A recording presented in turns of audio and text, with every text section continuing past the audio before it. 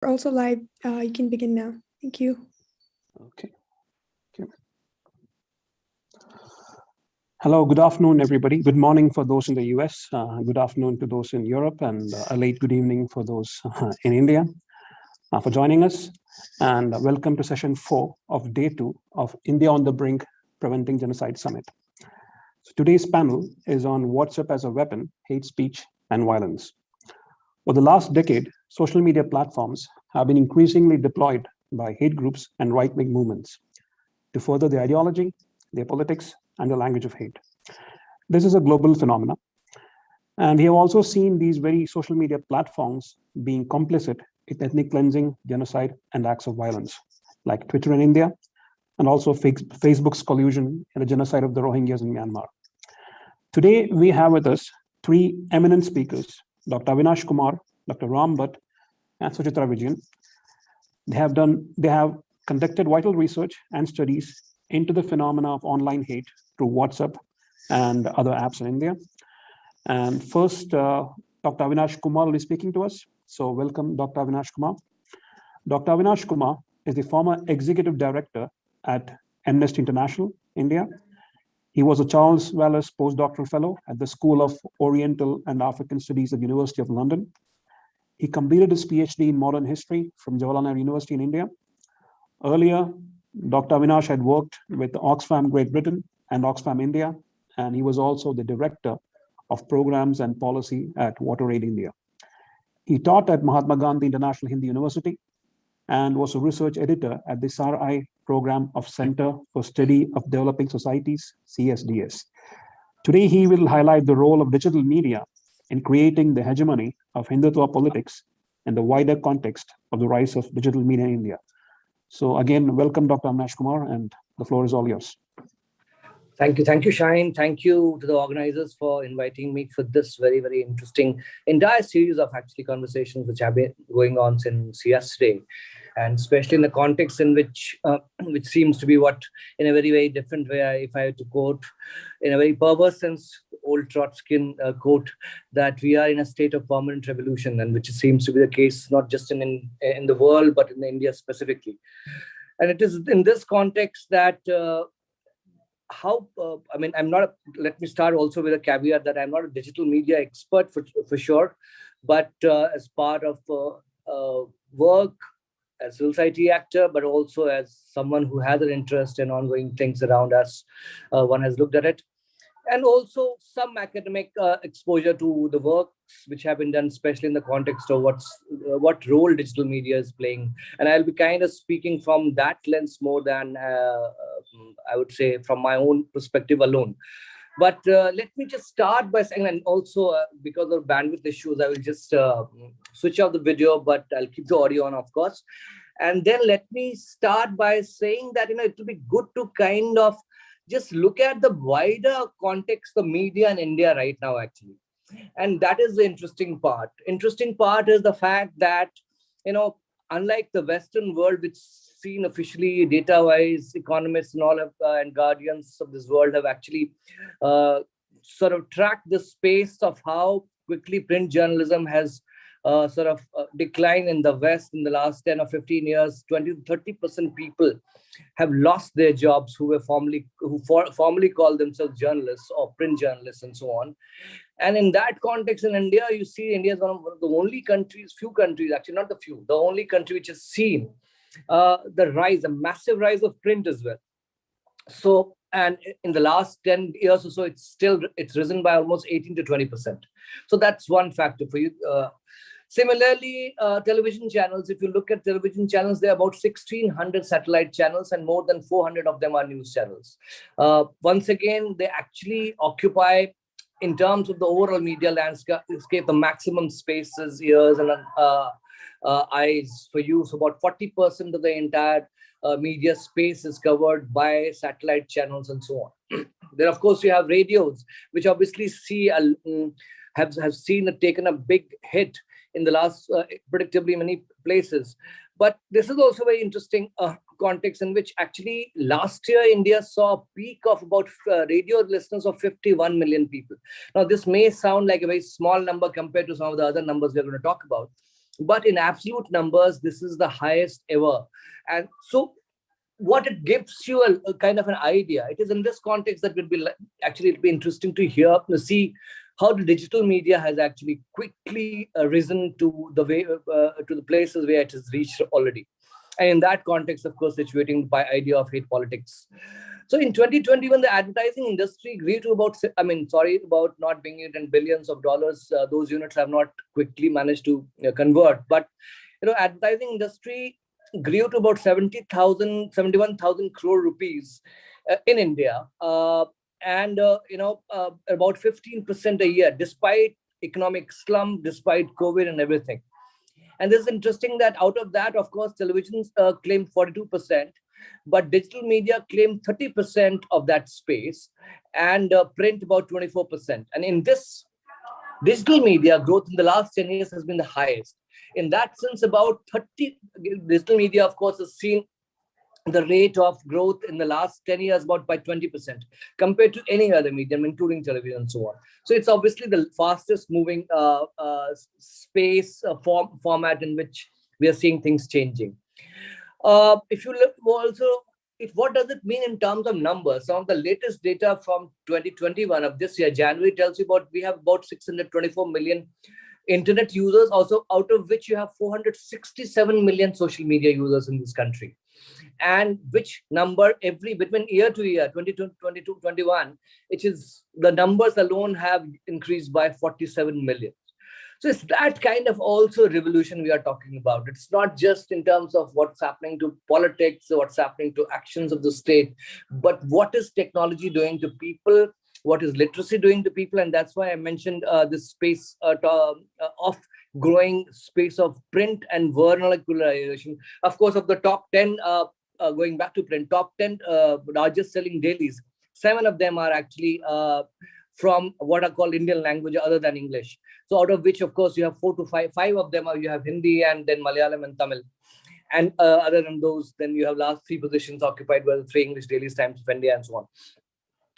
The other factor is very interesting is, and I'm quite short, I'm just trying to build this context further, is that, some of the new researchers again will tell you that about 40% of those aged between 30 to 49 age use social media as a news source, compared with 26% of people from between 50 to 64%. And just 25% of those aged between 18 to 29%. The 2 other interesting factors about digital media is that between 18 to 24 years of age, and these are latest researchers' data which tells you that they are actually increasingly, and this is not comes as a intuitively, we all know, they're increasingly far strongly, and not just in India, but many other places, including US and others, they are moving towards image-led social media, out of which 30% of them at least are spending 2 to 3 hours a day on watching videos. So you have that space. What does it mean? It means that there are 2 or 3 interesting tendencies, I would say, what is happening in this. Of course, it goes to predictable, so what is called so-called democratization of mass media access and so on. But there's also a contradictory tendency of falling out of that media. What does it mean? So you have, of course, Prime Minister Modi, who's apparently, after Barack Obama, was the 2nd largest following on Twitter. 76 million Twitter followers, and so on. On the other hand, the other day I was watching, in the context of UP elections, I was watching actually a YouTube channel, by the way, and that's the other thing which will be interesting to talk about briefly later. Many of how these hundreds of YouTube channels are also challenging the domination of mainstream, what is called TV channels. And one of the YouTube channels was showing about interviewing this young lad, his position on contemporary, ongoing elections in UP.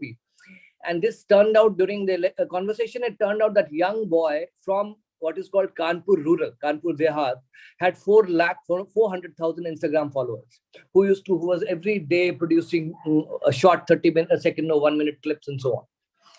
So you have that kind of a span.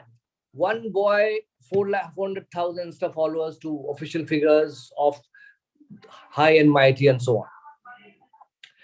what does it, it brings us to this old 1960s, 50s Andy Warhol kind of a prediction about 15 minutes of fame for sure, or perhaps even lesser, 5 minutes of fame. But it also brings what is happening to us is and these are the larger trends, is also about 50 seconds of attention span. So in a country which has about 390 million users on WhatsApp, 187 million users on Twitter, 740 odd million users of actually Instagram, 400 to 500, 700, something like that, 76%, sorry, and so on. What is happening? What is happening is that obviously your attention span is also, and these are just the numbers telling you something which we all know factually. This is what is happening. Hannah Arendt talked about the famous existentialist philosopher and who wrote this masterpiece on German fascism, talked about banality of evil, that how evil becomes, the presence of evil becomes an everyday phenomenon in amidst our lives at the peak of fascism. I think what also happens is that idea of excellence or idea of knowledge, idea of expertise also becomes banal in that context. And I think that is something which is, I would say, at the heart of, therefore,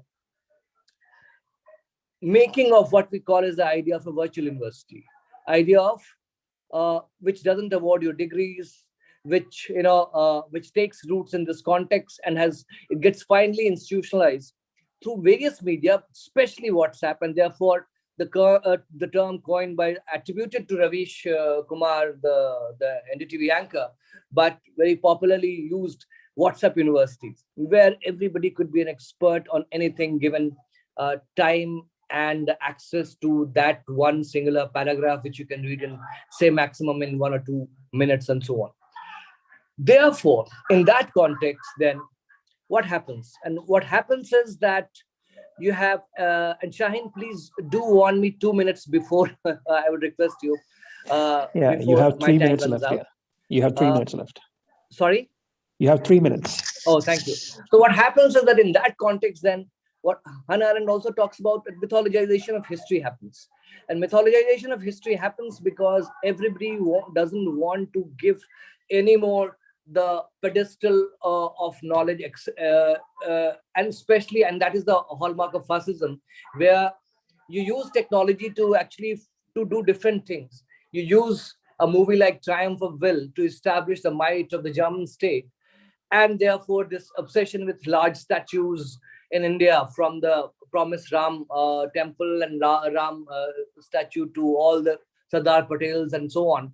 On the other hand, you also have this, of course, technology being actually accessed to write quick histories, not the least spontaneously, creating a ground, but then you have actually a situation where you have what you call is organized massive mass propaganda and utilization of resources. And therefore, no wonder that, as per the official reports, the BJP, the ruling party, spends 7 times, at least to quote one data, more than its rivals on Facebook place ads and so on. The scholars who have sort of talked about, this phenomenon, I will just quickly refer to 2 recent books. One is How to Win an Election in India by this guy called Shivam Shankar Singh, who was actually a consultant working for BJP election machinery, and he was a disgruntled member. He came out, he became a whistleblower and so on. And he says that how actually WhatsApp became a potent tool because it gave the notion, even though it groupified people into family groups, school groups, etc., or professional groups, it gave you a notion, unlike Facebook or unlike Twitter, that this knowledge which you are accessing, you are the only guy who is privy to that knowledge, and therefore you have that specialization. And that mindset immediately created on the basis of your pre-existing prejudices, of course, which you can't really bring to the doorstep of in terms of origins of this entire hate politics only to the mass media or digital media. But that privileging of WhatsApp then becomes a very critical format.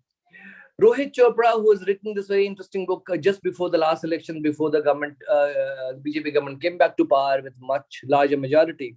Uh, uh, he talks about different mediums having very different kinds of intentions. So Twitter is utilized, of course, to either to divert attention by this regime or to actually win quick brownie points or troll people and so on. But Facebook actually then is also about archiving a new kind of mythologized history. And this is what he says, that you are basically creating a new sort of history, which the future generations, current generations can go up to and start looking at. WhatsApp in that context is different, and therefore, precisely because there's a grouping here, groups are involved, and then no wonder that right before 2019 elections, Bharatiya Janata Party drew up plans to have 3 WhatsApp groups for each of India's roughly 30,000 polling booths, and creating each group a member of about 256 members and so on, theoretically reaching about 700 million people and so on. So that's the kind of potential utilized, no wonder, riding on the back just before that, and also giving you WhatsApp, especially an incentive to get into immediate action, which meant not just for elections. Sorry, Dr. Avinash, I'll have to stop you there. It's like I'm so sorry. 30 Yes, minutes plus. I'm really sorry for actually stopping you, because I know you could go on, and we could. No wonder. But yeah, I'm so sorry. Yeah, but we are short of time. Yeah. So actually, it's apologies for me. No. I interpret your flow. So thank you, Dr. Avinash. You did put in. It was a fascinating. Even the short is quite fascinating what you said. You put into proper perspective the numbers that we see around. So that was quite fascinating. We hope to hear more from you again. So thank you once again. Our next speaker is Dr. Ram Bhatt. Dr. Ram Bhatt is a fellow in the Department of Media and Communications at the London School of Economics. His key expertise includes internet infrastructure, hate speech violence, and decolonizing communications. He has taught media and communications at various educational institutions in India, and has consulted with a wide range of organizations on media and communications. His research looks at issues pertaining to tackling fake news, telecommunications, internet regulations, media ownership, digitalization of television and radio, spectrum allocation, and so on. Dr. Bhatt has spent more than a decade working on media and communication for development in the Asia-Pacific region, including a strong association with the community radio movement, both India and globally. And Dr. Bhatt will speak on his research into disinformation, social media, and violence since 2018. So welcome again, Dr. Ram Bhatt. You can speak. Thanks, Shaheen, and thanks to Ritu and all the organizers for inviting me on India for the Brink. I'm glad to get this opportunity to speak. It's the 2nd anniversary of the Delhi pogrom and the 20th anniversary of the genocide in Gujarat.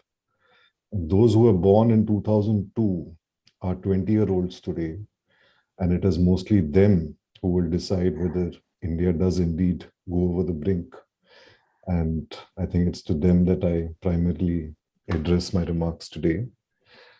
You know, when I was told about the topic of WhatsApp as a weapon for violence and hate, I was thinking about how to synthesize the most important findings of the research that I've been doing with colleagues over the last 4 or 5 years.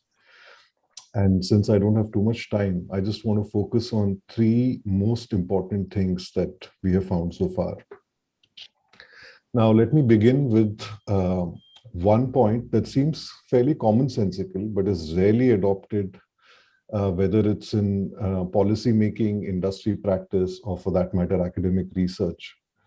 The broad question is, how do we understand technology's impact on society? That's the kind of broader question. And I think the best way to answer that is to see that setting up these 2 conceptual categories in opposition to each other is a not very useful way to understand what is happening, technology, society. We can also see a similar binary, online, offline, and so on and so forth, right? So I think rather than dividing it in this way, I think it's more useful to think about ways in which these categories are sort of dialectically connected to each other, linked at different levels at different moments. So coming to WhatsApp, One could ask, in what kind of social context did WhatsApp emerge in India? I don't refer so much to where WhatsApp was originally designed and conceived and so on, but my emphasis on when it comes into or when it's put into play, so to speak, in India, right? So when we think about the role of technology in violence and hate, we should think about what kind of social conditions exist that enable or encourage such weaponization. I fully agree that social media companies are surely willing, how should I put it, arsonists, but we must begin with why and how our societies have become inflammable in the first place. So that's the more important question. I think my answer to that would be, and this is what also I've seen in the research that we've done, it has a lot to do with the fact that we are, to begin with, caste-structured societies, where a tiny minority of dominant castes have monopolized the means of production of knowledge at the expense of a vast majority of laboring but dominated castes. You know, it reminds me, the social anthropologist talking of Sri Lanka, Tambaya, had said Sri Lanka has a majority with a minority complex. And I think what is happening in India is a minority with a majority complex. So you can look at any major technology or communication infrastructure policy or document, or even many civil society discourses that express technological growth as a catalyst for GDP growth. This is because precisely the caste-structured history, which has depoliticized communications and made it entirely about economics. And I was a small part of a report last year by the People's Union of Civil Liberties, which also documented not just attacks in Muslims, but also against Christians in Karnataka, where I come from. Now, most of these Christians who are facing these attacks happen to be Dalit Christians, right? So caste supremacy has been contagious and resilient, so much so that it has survived several waves of social reform over thousands of years, but it has also spread to all the major religions in India, not to mention all the waves of modernization brought about by capitalism. So this is the broad kind of historical context for the last 2,000 to 3,000 years, within which knowledge is produced, shared, and consumed in the subcontinent. Now, to this broad historical context, we can add more layers. For example, we can understand the colonial context that continues to shape all the regulation of communications in India today, including social media and so on.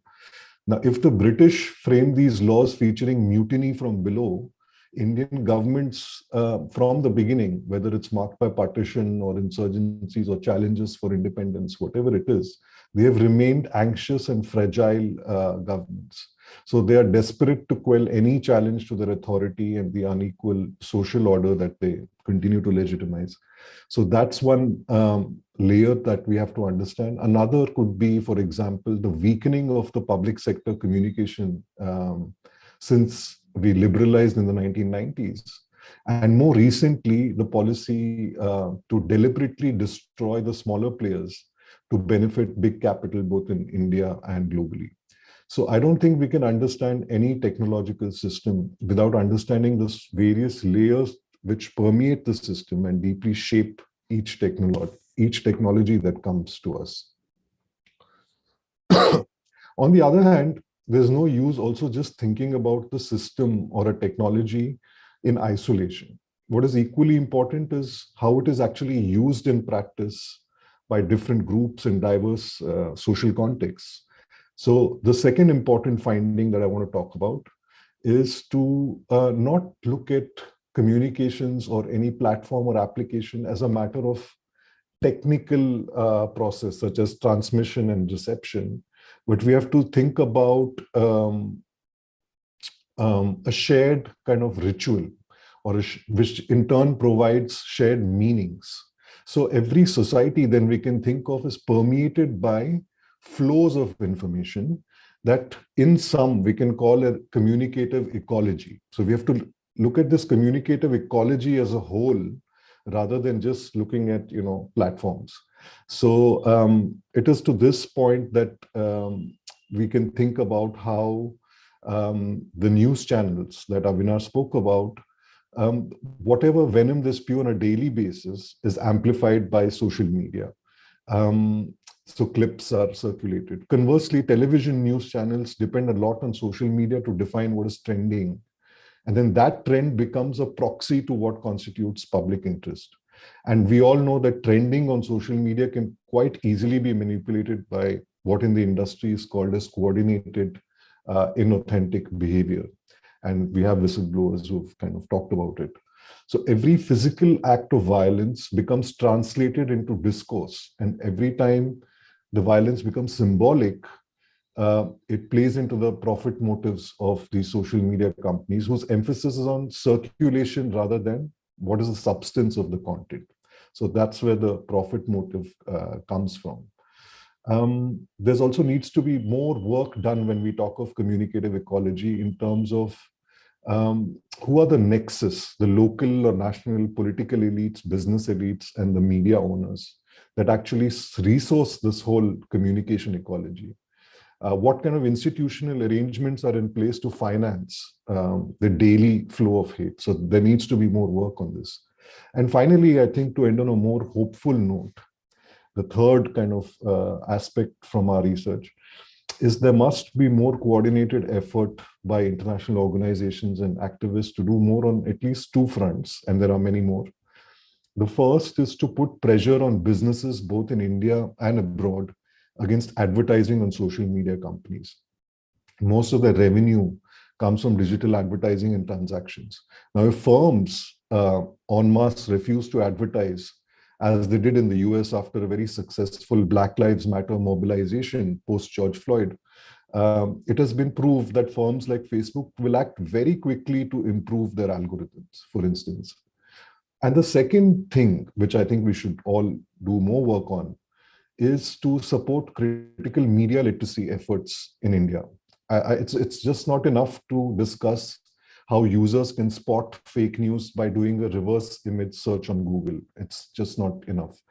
So with increasing advancements in imaging software, for example, deep fakes will become ubiquitous, very common. So what we need to have instead is very meaningful conversations with young adolescents, especially from the minority dominant castes, about what does it mean to represent the other and how representation is fundamentally linked to knowledge and domination, or systems of knowledge and domination product.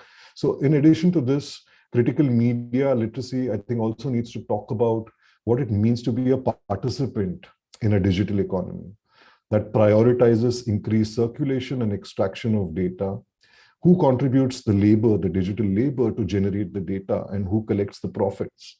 So without that critical understanding of media practice in play in a caste-structured society, I don't think we'll be able to prevent the continued weaponization of every technological innovation. Or else I fear WhatsApp may only be the beginning. So I'll stop there, and thanks very much for the time. Thank you, Dr. Ram. You had actually 2 to 3 minutes more left with you. So again, it's very impressive that you highlighted the role of caste in controlling social media production. Also, thank you for ending on a hopeful note by outlining some sort of practical strategy as well. So our next speaker we have is Suchitra Vijayan. Suchitra Vijayan is a lawyer, journalist, and author. She is the founder and executive director of the Polis Project, a hybrid research and journalism organization. She has been published in the Washington Post, GQ, the Boston Review, the Hindu, and Foreign Policy, and has appeared on various TV news platforms as well. Suchitra is also the author of the book Midnight's Borders, A People's History of India. It makes for a very fascinating read. She has previously worked for the UN War Crimes Tribunals in Yugoslavia and Rwanda, and has co-founded the Resettlement Legal Aid Project in Cairo, which gives legal aid to Iraqi refugees. So we again welcome Suchitra. It's time for you. Thank you so much for having me. I'm just going to very quickly make sure that the presentation is available, and I just want to check that the presentation is available for all of you to see. Yeah, we can see it. Yeah, perfect. I want to start by in some ways acknowledging the important work that both Avinash and Ram have done. Sometimes it's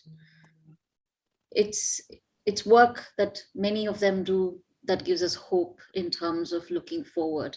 If Avinash's work was trying to lead an organization that held the state accountable in terms of the rights of those persecuted, especially political prisoners, the work that Ram does is actually looking at ways for us to understand critical pedagogy and how do we use knowledge in order to take all of this further. And also I want to start by acknowledging that this is not only 2 years of the Delhi pogrom, but it's also 20 years of what has happened since Gujarat. I was a very, very young person when Gujarat happened. In my memory, in some ways, I was too young for Babri Masjid, but Gujarat violence was one of the first violence as a young person. I wasn't an adult yet, but yes, as a young person, I could understand what was happening.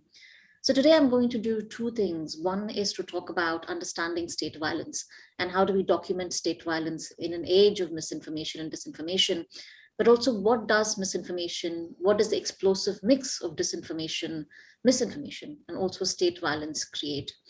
I'm actually going to start by quoting Ram in one of the things that he's written.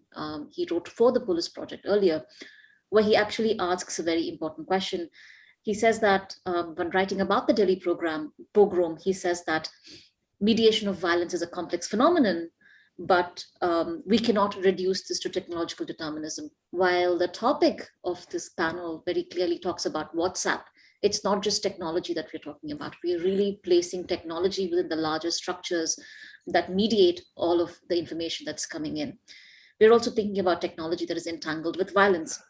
And another thing is also to say, again, I'm quoting Ram here, he says, it would be a mistake to assume that WhatsApp or Twitter or TikTok are solely responsible for violence. Rather, the question should be, why has society become inflammable? Similarly, it also goes back to the other questions, something that Avinash worked on, which was looking at the current role that all of this is played in the persecution of India's political prisoners as one of the categories that we think about in terms of what's happening, not only at the intersection of disinformation, but also in the intersection of the judiciaries, the systems are failing us. So I'm going to kind of start with the first thing, which says, this is something that I always start with. No riot can last for more than 24 hours without the consent of the state. And this was something that was said when Teesta Setalvad interviewed the IPS officer in 1995. And I think so much of this statement remains true, and it's very important for us to understand how to think about the state in action when we think about violence. And I think both the Delhi pogrom and Gujarat gives us ample ways to think about this, not just in terms of violence as the violence of the mob, violence that was just enraged, violence that was just immediate, but rather think about things that have conditioned a society to come to a point where this kind of violence is inflammable. Yes, technology today makes it harder, easier to track these things, but it also creates the velocity, the rhetorical velocity perhaps has gone up, but how do we really think about what is happening? I'm also going to quote something from my book where we understand that I don't think for many of us, we're in the age where there is too much noise, but we also don't have enough information.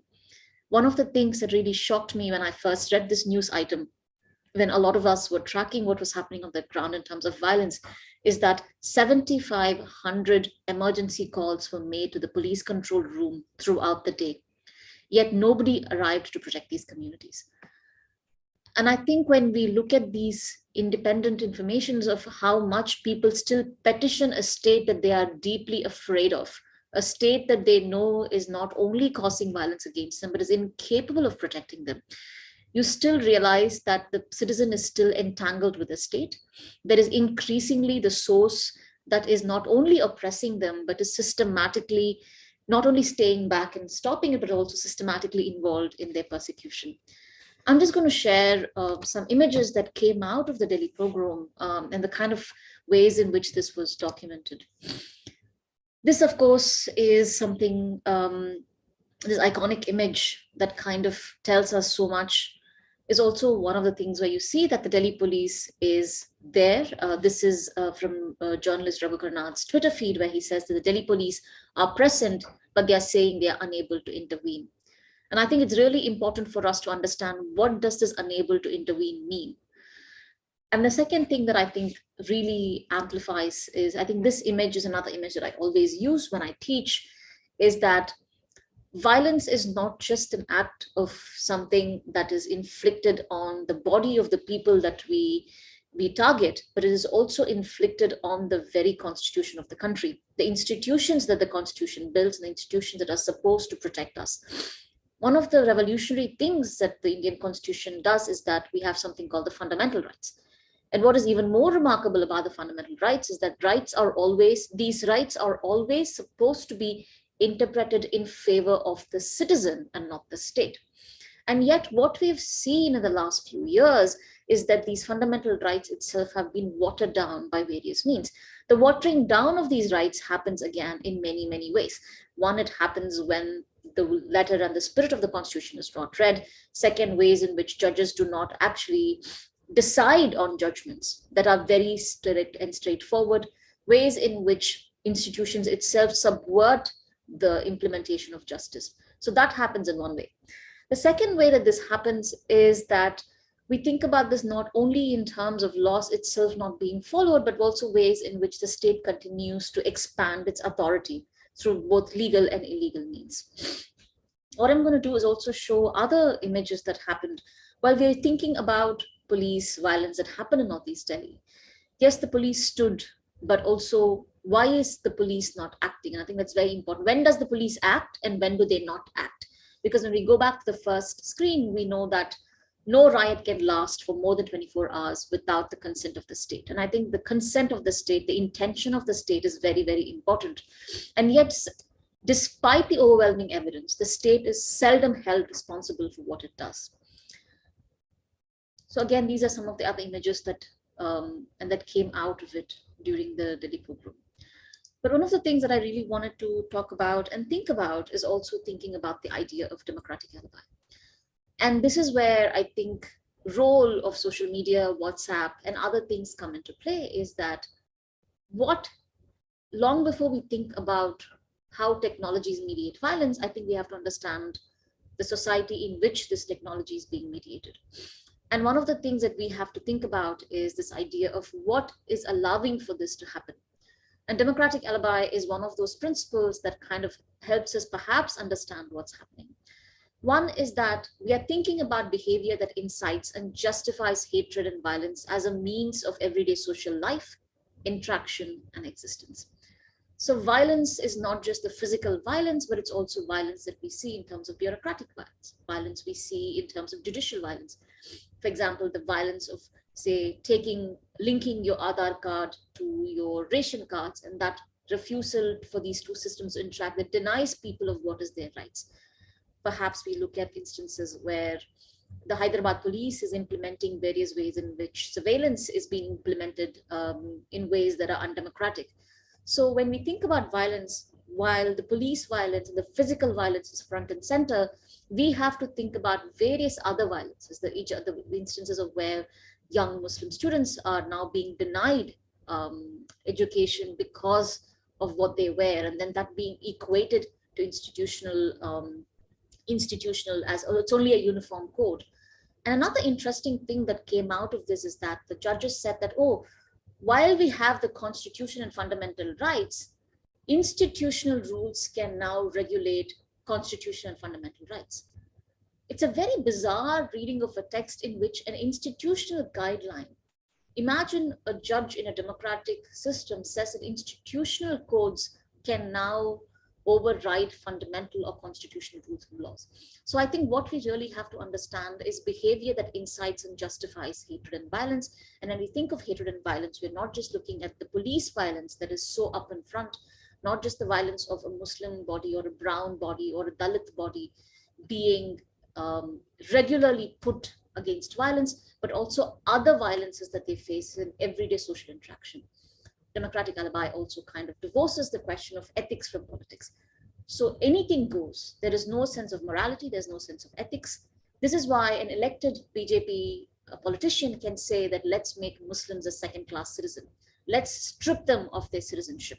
These are exactly reasons why a Harvard-educated technocrat can garland men who were responsible for lynching. So what you're really seeing is that ethics no longer plays a role within what we think is moral political behavior. And all of this together employs the mechanisms of mass conditioning and mobilization that's required to create group hatred. And I think that mechanisms of mass conditioning is what we're really seeing. And of course, this did not begin in 2014. It began much, much earlier. The genealogies of mass conditioning happened much before. It happened before Gujarat, it happened 1984, it happened even as far back as 1947. So mechanisms of mass conditioning have always been there. But I think we have to understand the various ways in which these mass conditionings have happened. And of course, we also have that these mobilizations survive. Mass conditioning thrives with group hatred. So you have to create group hatred. And also this kind of a democratic alibi is a precondition to riots, to lynchings, to political trials, extrajudicial killings, military occupations, and any kind of genocidal violence. So as long as we have reasons to justify all of this, as long as we have mass conditioning, all of these acts of great violence can be justified. And of course, the legitimacy itself lies in the justification of collective violence, either by the state, the mob.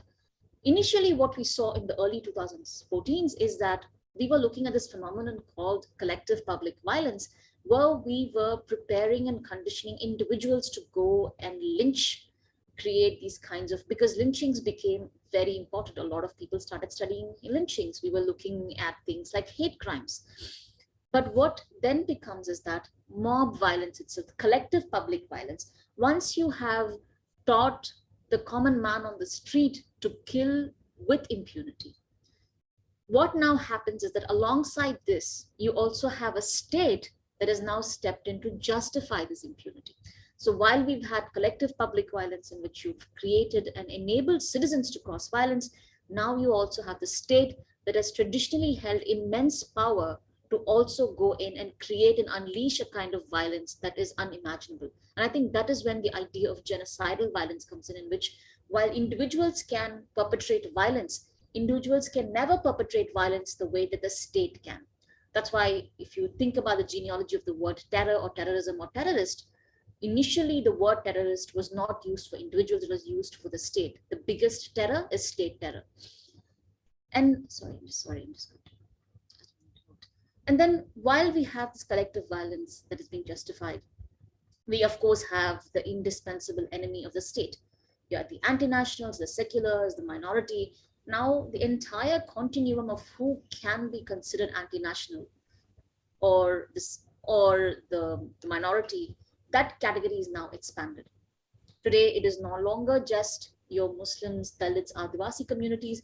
It is almost anyone who can disagree with the state.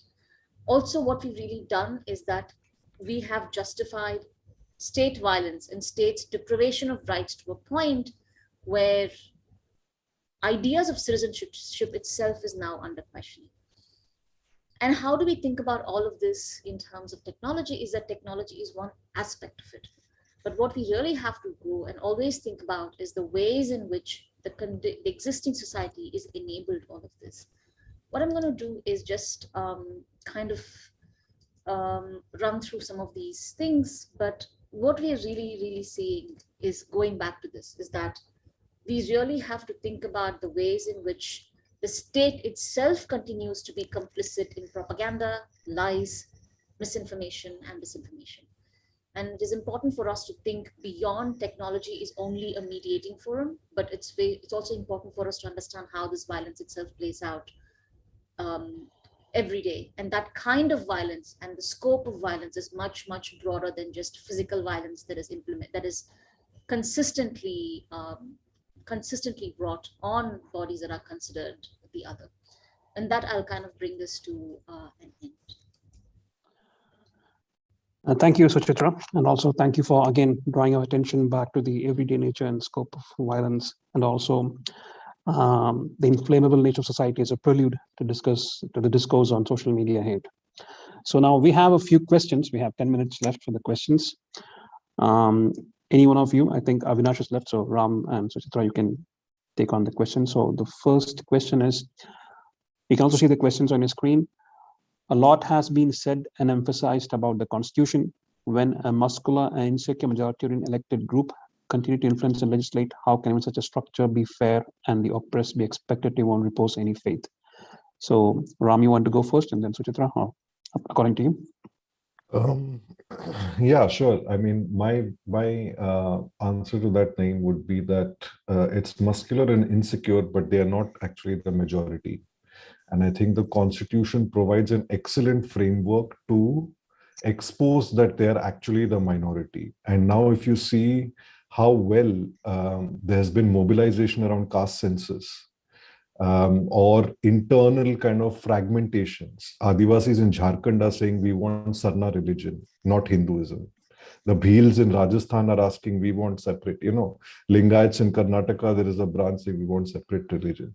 So this kind of internal kind of crumbling of this so-called majority, I think that too will be mediated, and that too, and the Constitution provides a legitimate weight for those assertions and for that plurality to exist. So I think that's the way out. I don't know if I answered your question, but that's my take on it. Suchitra, you want to add something into that? I started as a constitutionalist and I no longer believe I'm a constitutionalist. I no longer believe that a constitution, this is a much longer history, but I'm going to try and keep it very brief. I no longer believe that a constitution or any piece of paper or a document can be the one that promises rights to people. And I think I am beginning to question my own ideas of social contract, questions of citizenship. So if you had asked me this question 5 or even 7 or 10 years ago, my answer would have been very different. Today, I do not believe that the Constitution itself is the most important document. Constitution is one of the many ways in which we try to hold an oppressive regime accountable. Sometimes that works and sometimes it doesn't. But I do no longer believe that the Constitution itself is the one that we have to use. And I think we also have to look at the fact that Constitution essentially is an organic piece of document.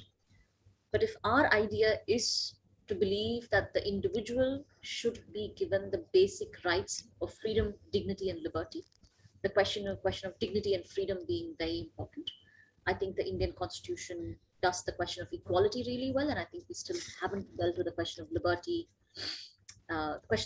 and dignity very well. So, and I think in that sense, no, I no longer believe that the Constitution is the only way for us. There are people who do continue to believe it and petition it, and it should be one of the very important means for us to question those who oppress, but it is not the only one. And increasingly, I believe that we have to come up with other strategies of resistance. Okay, thank you. You also have a request, Suchitra, like whether you would be making the PowerPoint available outside of the webinar. I'm happy to. Okay. If anyone can, I can make it available. Let me know what is the best way to make it available, and I'm happy to make it available. Okay, thank you. One more question, that is, listening to the current session, is there something as transformational as GDPR, for example, that activists can push and make attractive electorally and prompt legislation? Suchitra, you want to go for it, and then after that, Ram? Since I'm a woman, I usually try not to talk about things that I have no idea what it is about. I have no knowledge of either. Okay, fine then. Very politely say that there are a lot of this kind of work, but I am neither an economist or am I an activist on the ground in India working and pushing for it. So I would defer it to people who actually know. This is not my area of expertise. Okay, Ram, is this something you can reply to? Like Suchitra, I mean, I don't know much about the GDPR, but let me just say that, as a set of data and privacy regulations in the EU, what makes them even partially effective is that there is a political consensus that there is overreach from social media. That's what, holds the GDPR politically. So we have plenty of good legislation in India. But it's a farce because there's no political will to actually enforce. So even if there is something like the GDPR, frankly speaking, I don't expect, because as Suchitra said, it's a problem of the state.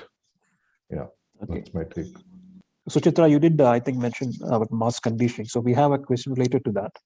How can the strong Hindu values be strategically used to overcome mass conditioning? Is it possible?